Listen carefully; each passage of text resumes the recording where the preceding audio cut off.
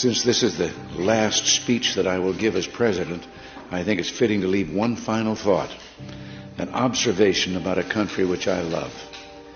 It was stated best in a letter I received not long ago. A man wrote me and said, "You can go to live in France, but you cannot become a Frenchman. You can go to live in Germany or Turkey or Japan, but you cannot become a German, a Turk, or Japanese. But anyone from any corner of the earth can come to live in America and become an American." Yes, the torch of Lady Liberty symbolizes our freedom and represents our heritage, the compact with our parents, our grandparents, and our ancestors. It is that lady who gives us our great and special place in the world.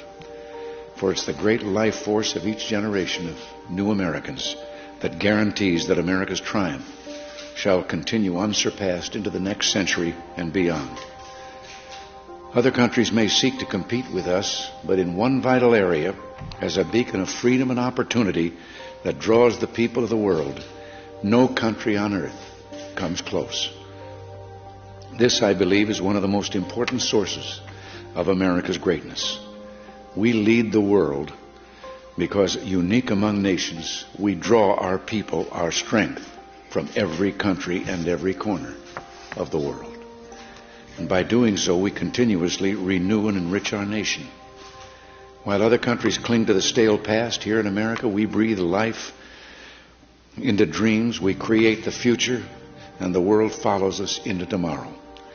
Thanks to each wave of new arrivals to this land of opportunity, we're a nation forever young, forever bursting with energy and new ideas, and always on the cutting edge, always leading the world to the next frontier. This quality is vital to our future as a nation. If we ever closed the door to new Americans, our leadership in the world would soon be lost. A number of years ago, an American student traveling in Europe took an East German ship across the Baltic Sea. One of the ship's crew members from East Germany, a man in his 60s, struck up a conversation with the American student. After a while, the student asked the man how he had learned such good English, and the man explained that he had once lived in America. He said that for over a year he'd worked as a farmer in Oklahoma and California, that he'd planted tomatoes and picked ripe melons. It was, the man said, the happiest time of his life. Well, the student, who'd seen the awful conditions behind the Iron Curtain, blurted out the question, "Well, why did you ever leave?" "I had to," he said. "The war ended." The man had been in America as a German prisoner of war. Now, I don't tell this story to make the case for former POWs. Instead, I tell this story just to remind you of the magical, intoxicating power of America. We may sometimes forget it, but others do not. Even a man from a country at war with the United States, while held here as a prisoner, could fall in love with us. Those who become American citizens love this country even more. And that's why the Statue of Liberty lifts her lamp to welcome them to the golden door.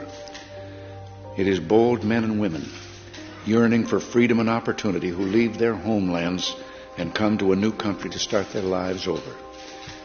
They believe in the American dream, and over they make it come true for themselves, for their children, and for others.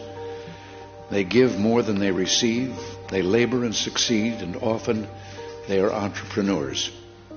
But their greatest contribution is more than economic, because they understand in a special way how glorious it is to be an American. They renew our pride and gratitude in the United States of America, the greatest, freest nation in the world, the last best hope of man on earth.